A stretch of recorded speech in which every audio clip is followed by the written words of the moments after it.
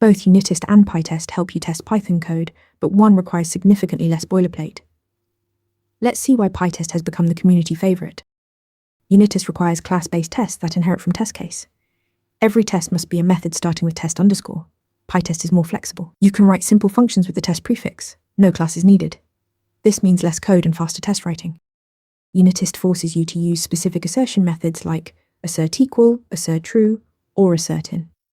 Pytest just uses Python's native assert statement, the same assert you already know. Pytest error messages are also more detailed, showing you exactly what values failed.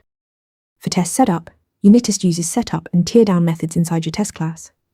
Pytest introduces fixtures, which are reusable functions marked with the pytest fixture decorator. Fixtures can be shared across multiple test files and support dependency injection, making your tests cleaner and more modular. Pytest automatically discovers tests without configuration. It even runs existing unittest tests, so you can migrate gradually. The parameterized decorator lets you run the same test with different inputs, perfect for data-driven testing. And Pytest plugin ecosystem offers coverage reports, parallel execution, and much more. Pytest offers simpler syntax, better fixtures, and powerful features while staying fully compatible with unittest.